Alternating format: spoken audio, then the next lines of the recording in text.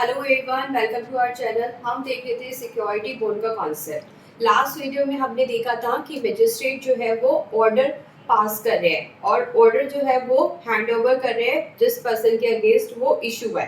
अगर वो कोर्ट में प्रेजेंट है तो कोर्ट में ही इस ऑर्डर को उसके सामने सुनाया जाता है, रीड कर दिया जाता है।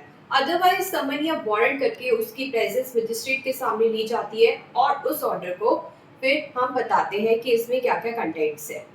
अब सेक्शन आता है 135। सेक्शन 135 कहता है जब इस ऑर्डर को बता दिया जाएगा उस पर्सन को तो क्या प्रोसेस फॉलो किया जाएगा। तो हमारे एग्जीक्यूटिव मजिस्ट्रेट सेक्शन 135 में करेंगे इंक्वायरी। किस चीज की?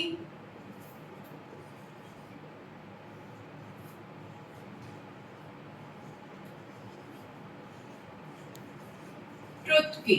जो भी इंफॉर्मेशन रिसीव हुई है मजिस्ट्रेट को, जिसके बेसिस पर शो को नोटिस किया जा रहा है, वो इंफॉर्मेशन कितनी ट्रू है, क्या वो इंफॉर्मेशन ठीक है, तो उसकी इंक्वायरी करेंगे अब मजिस्ट्रेट अंडर सेक्शन 135। तो इसमें है हमारे पास 7 इंपॉर्टेंट क्लोज। सेक्शन 135 बहुत ही इंपॉर्टेंट है, साथ ही साथ बहुत इजी भी है।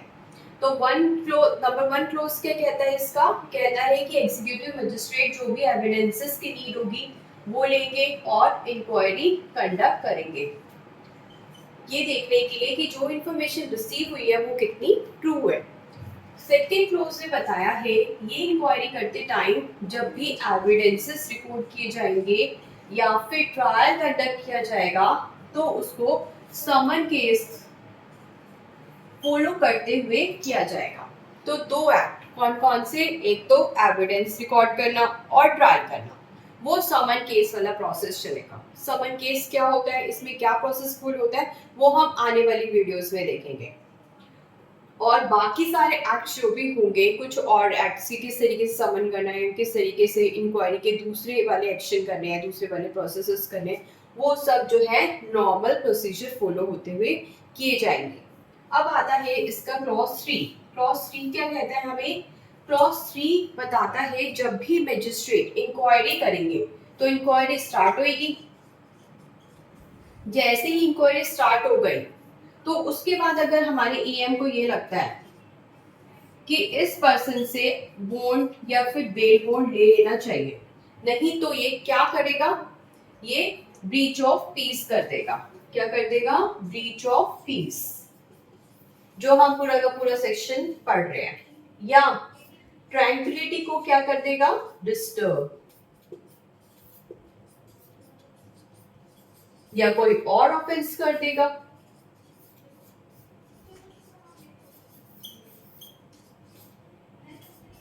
या फिर सिक्योरिटी जो है हमारी उसको हार्म कर सकता है।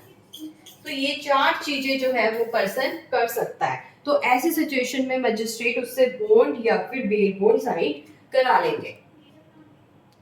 क्या साइन करा लेंगे? बॉन्ड या बेल बॉन्ड। और दोनों में डिफरेंस हमें पता है, ये होता है विदाउट श्योरिटी, ये होता है विद श्योरिटी।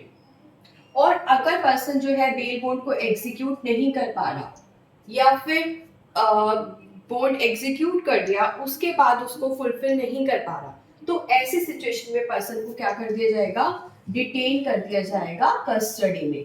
और ऐसा कब तक होता है? जब तक कि हमारी इंक्वायरी कंप्लीट ना हो जाए। तो इंक्वायरी कंप्लीट ना हो जाए तब तक उसे कस्टडी में रखा जाएगा। तो ये बताता है क्लॉज 3। तो क्लॉज 3 ने क्या बोला? इंक्वायरी स्टार्ट होगी, मजिस्ट्रेट को लगता है ये किसी भी कैटेगरी का ऑफेंस कर सकता है चारों में से, ब्रीच ऑफ पीस, ट्रैंक्विलिटी को डिस्टर्ब, या फिर कोई और ऑफेंस, या फिर जिससे कि सिक्योरिटी जो है उसको खतरा हो। तो ऐसे सिचुएशन में बॉन्ड या बेल बॉन्ड साइन कराया जाएगा। अगर पर्सन बॉन्ड या बेल बॉन्ड को साइन नहीं कर पाता, एग्जीक्यूट नहीं कर पाता, तो उसे कस्टडी में डाल दिया जाएगा, डिटेन कर दिया जाएगा। तो ये बताता है हमारा क्लॉज 3। अब हम देखते हैं क्लॉज 4। अब हम देखते हैं क्लॉज 4। इसका क्लॉज 4 क्या कहता है? कोई हैबिचुअल ऑफेंडर है तो उससे भी बॉन्ड या फिर बेल बॉन्ड ले लिया जाएगा। हैबिचुअल ऑफेंडर हमें कैसे पता चलेगा कि कौन है? तो वो हम जो है पुलिस की रिपोर्ट से पता चल सकता है हमें, या रेपुटेशन से उसकी पता चल सकता है कि भाई ये हैबिचुअल ऑफेंडर है कि नहीं है। हैबिचुअल ऑफेंडर जो एक बार बार क्राइम करते रहता है, उसकी आदत है ये क्राइम करने की, बार बार उसका नाम आता रहता है, किसी ना किसी चोरी में आता है, किसी ना किसी रॉबरी में आता है, मर्डर में आता है, तो वो हैबिचुअल ऑफेंडर है। ठीक है, तो पुलिस रिपोर्ट या रेपुटेशन से हमें पता चलेगा कि वो हैबिचुअल ऑफेंडर है और इसके केस में बॉन्ड या फिर बेल बॉन्ड ले लिया जाएगा। अब नेक्स्ट क्लूज देखते हैं। नेक्स्ट क्लूज क्या कहता है? नेक्स्ट क्लूज हमें ये बताता है कि जब तक हम इंक्वायरी कर रहे हैं, जो भी हम इंक्वायरी कर रहे हैं वो हमें कंप्लीट करनी है। कब तक? 6 मंथ्स में। 6 मंथ्स के अंदर अंदर ये इंक्वायरी कंप्लीट हो जानी चाहिए। और जब अभी हमने थर्ड क्लोज में पढ़ा था कि अगर पर्सन से हम जो है बेल बॉन्ड साइन करवा रहे हैं, बॉन्ड साइन करवा रहे हैं, लेकिन वो नहीं कर पा रहा, तो हम उसे क्या कर लेते हैं? डिटेन। तो हमने उसे डिटेन कर लिया, तो 6 मंथ से ज्यादा हम उसको डिटेन नहीं कर सकते। 6 मंथ से ज्यादा हम उसे डिटेन नहीं कर सकते। या फिर हमने उससे बॉन्ड लिया था, तो इस बॉन्ड का पीरियड हम 6 मंथ से ज्यादा नहीं रख सकते। तो ये बात बताई है क्लॉज 5 ने। इंक्वायरी कर रहे हो तो 6 मंथ्स के अंदर अंदर कंप्लीट करो, और नहीं तो वो प्रोसीडिंग्स जो है, वो इंक्वायरी जो है वो टर्मिनेट हो जाएगी, रुक जाएगी। हाँ, लेकिन अगर जेन्युइन रीजंस है तो फिर ये इंक्वायरी को आगे भी एक्सटेंड किया जा सकता है जेन्युइन रीजंस के केस में, और उन रीजंस को रिकॉर्ड कर लिया जाएगा, अदरवाइज नहीं। अब देखते हैं हम क्लॉज 6 क्या कहता है। क्लॉज 6 कहता है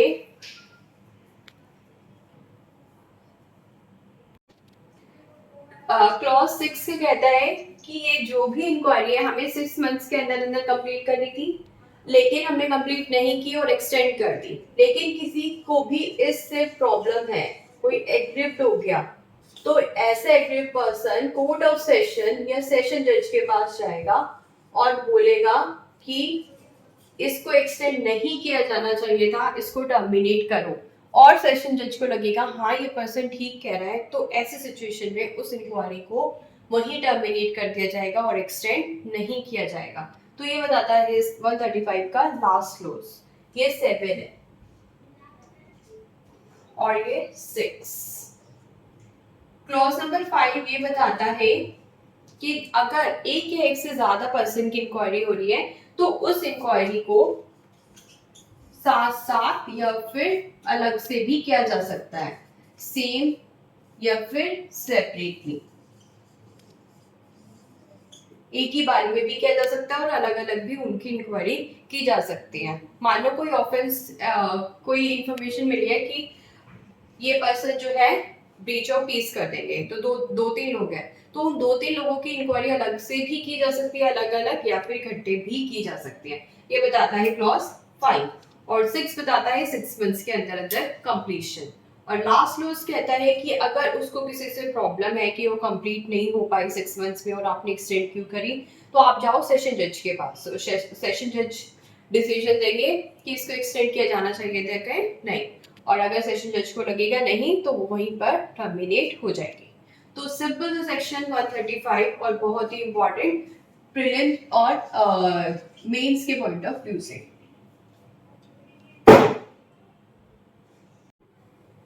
सेक्शन 135 को देखने के बाद अब हम नेक्स्ट सेक्शन देखते हैं 136। तो 135 में हमने पढ़ा कि एग्जीक्यूटिव मजिस्ट्रेट इंक्वायरी करते हैं। इंक्वायरी करने के बाद कुछ ना कुछ रिजल्ट आएगा। अब एग्जीक्यूटिव मजिस्ट्रेट को ऐसा लग सकता है हाँ ये तो ब्रीच ऑफ पीस या फिर ट्रैंक्विलिटी को डिस्टर्ब कर सकता है, तो ऐसे में क्या होगा, बॉन्ड या फिर बेल बॉन्ड साइन करवाया जाएगा। तो उसी के बारे में हमें बताता है नेक्स्ट सेक्शन। अगर एग्जीक्यूटिव मजिस्ट्रेट को लग रहा है हाँ साइन करा लो, ताकि जो है ये अपना गुड बिहेवियर मेंटेन करे और जो है पीस को मेंटेन रखे, तो ऐसे में उससे बॉन्ड साइन करवा लिया जाएगा।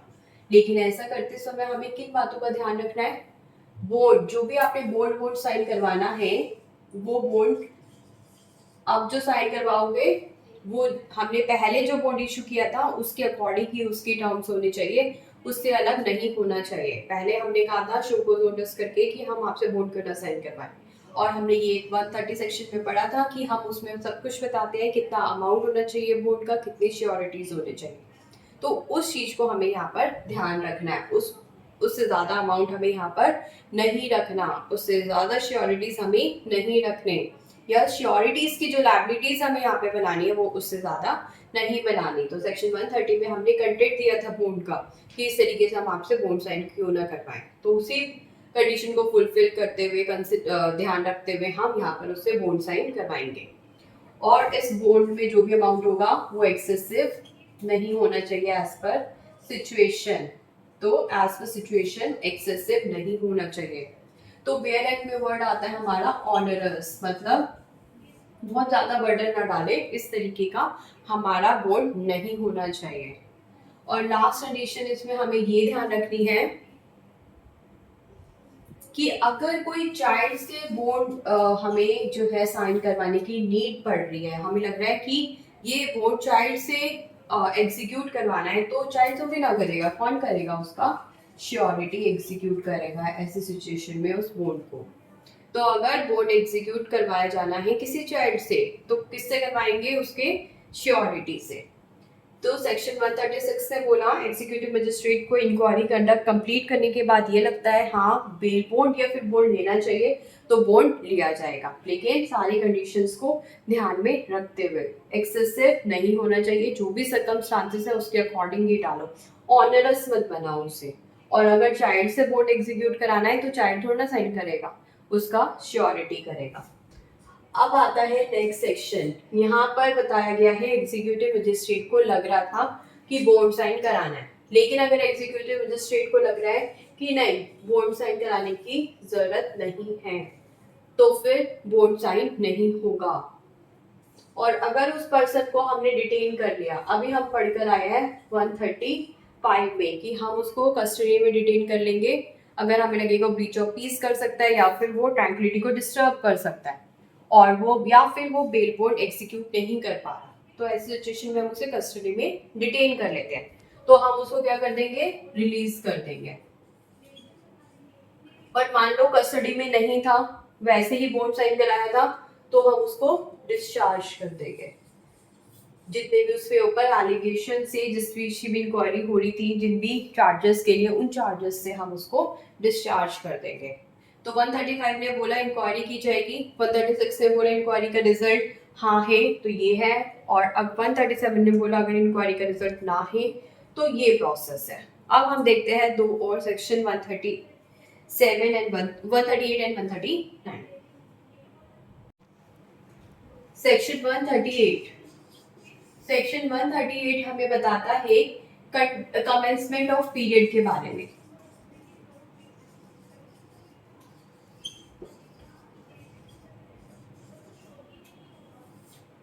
तो जो बॉन्ड का पीरियड है वो कब से स्टार्ट होगा, ये बात बताइए 138 ने। तो एक पर्सन है,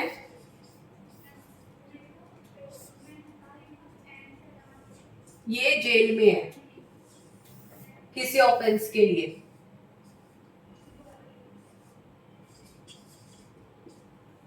अब इन्हीं पर्सन के अगेंस्ट जो है इंक्वायरी की जा रही थी एग्जीक्यूटिव मजिस्ट्रेट के द्वारा।